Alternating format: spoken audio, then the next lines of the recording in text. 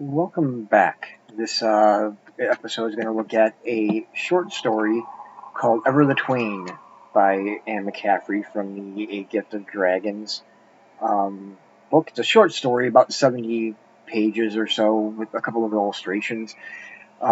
This is one that a lot of people, that really doesn't have a date to it, but readers, for the most part, guessed that it comes down to about the second or third pass. So since I was pretty much at the end of the third pass, I figured I would do it here at the end before moving on to the sixth pass. Now, this is a cute little story about two twins from Ista, from a hold called Leto. Niru and Nian are their names. And Niru has one dream, and one dream only. He wants to impress a dragon. He wants to be a dragon rider. With Nian, she has never really thought about dragons. She knows that she loves her brother. She wants to stay with her brother.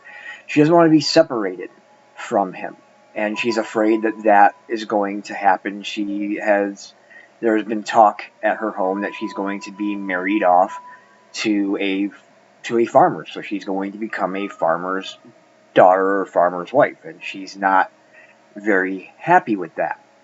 So as they're walking to the Harper Hall within the hole, um, three dragons from Ista come doing a search, and it's revealed that the queen there is they've hatched 32 eggs, and they're looking at candidates. So that's what the search is basically all doing candidates. So here we look and we see the twins. Obviously, Neon's not really thinking all that much. He's just thinking, let my brother be chosen. Niru is so, as he says in the book, he's so gobsmacked that he couldn't speak. He couldn't let go, and the dragons couldn't even get a feel for him. They felt like she was protecting him, that Neon was protecting Niru. So they select Nian as a candidate, and they're going to leave Niru, and for him that would be just the lowest blow possible, because here his sister has never thought once of being a dragon rider, has never really thought of dragons, and that's all that he really ever thought of his whole life. So she kind of comes up with this plan, saying that it's not that not she doesn't say that we're a package deal, but she makes it sort of seem that I have we can have a family member at the hatching, and I would like my brother to be there at the hatching. Can he come now? And there's some talk between one of the dragon riders and his dragon, and the dragon says, I can't really get a read on him. She's like protecting him, but I don't see what it would hurt. So he's allowed to go. So the next bit of the story takes place at when they arrive at the weir, at Ista Weir, and they see where they're going to be staying, and there's food, and there's claw, and there's all the comforts that they have in the candidates' quarters. They haven't seen the barracks yet.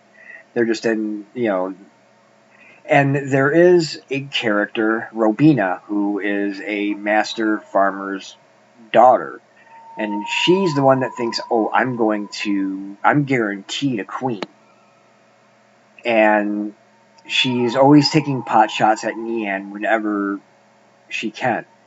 And it's kind of funny because they're given chores, and Nian and Niru are together helping a dragon rider and his dragon helping with a wing that was scored by threat. And they work fine as a team. They do well. They don't feel sick, they don't pass out. But Robina, on the other hand, passes out, hits so hard that dirt's in her hair. So before the first dinner, Neanne's like, I'm gonna go get a bath. And she's the first one to go. And then Robina is, all more like, um, she wants the bath now. When are you going to be done? Because everything is mine, mine, mine. And Neanne takes a pot shot at her, saying, well, yeah, obviously you want the dirt, the sand out of your hair.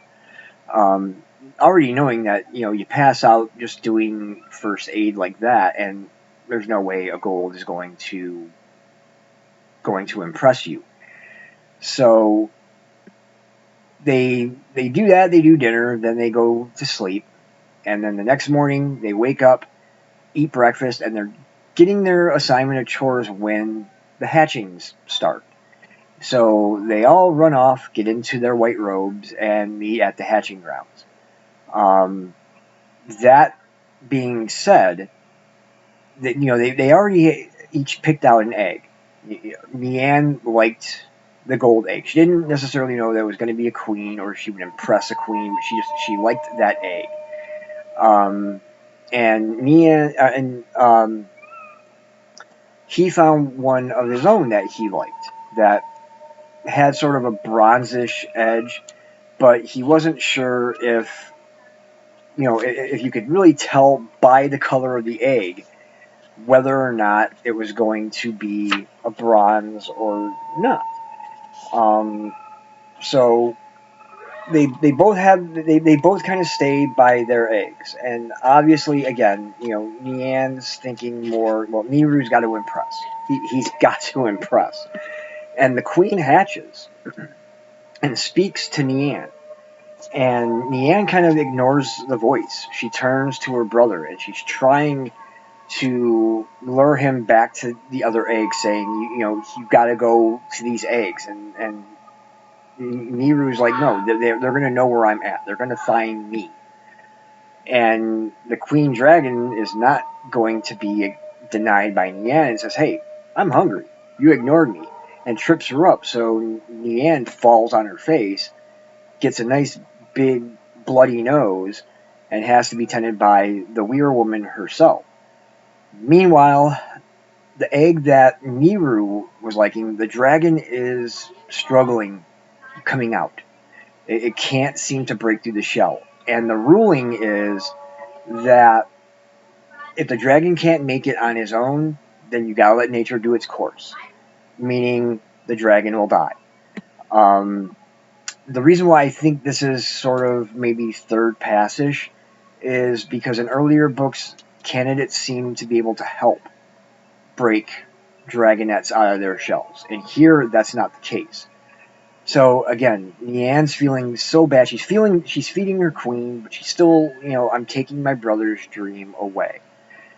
And she comes up with another plan. She's like, we're going to go get more meat, but we're going to go over here by where Niru and his egg are, and you're going to trip me up again. And when you trip me, I'm going to fall on the egg. And when she falls on the egg is cracked, and a bronze comes out, and the bronze speaks to Nehru, and he becomes impressed, and everything seems to be okay. Now, there are some people that are like, was this really supposed to be? Was that dragon supposed to be able to make it? But they deem that he's healthy, he's fit, he's good to go.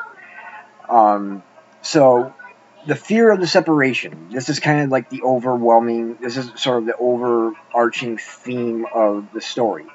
The separation of the twins and the fear of the separation that Neon has happens the moment that they impress.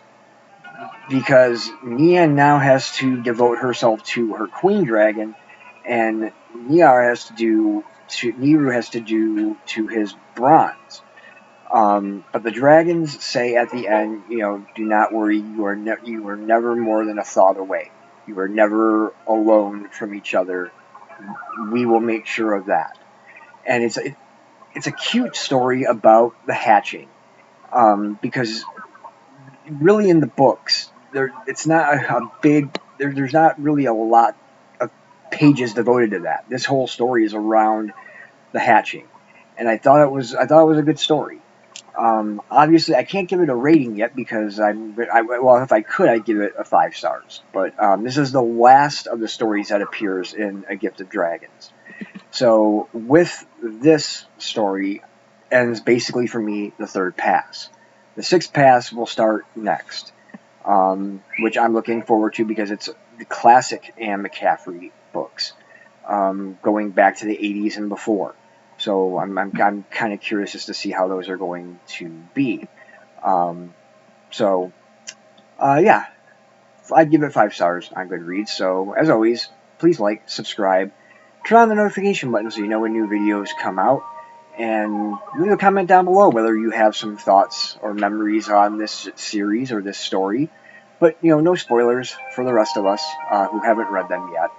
And, you know, you can leave a comment that way, or you can just, if you have a suggestion for me to read, something you want me to read and review, or just drop your name down below on Goodreads and we can connect and see what each other's reading.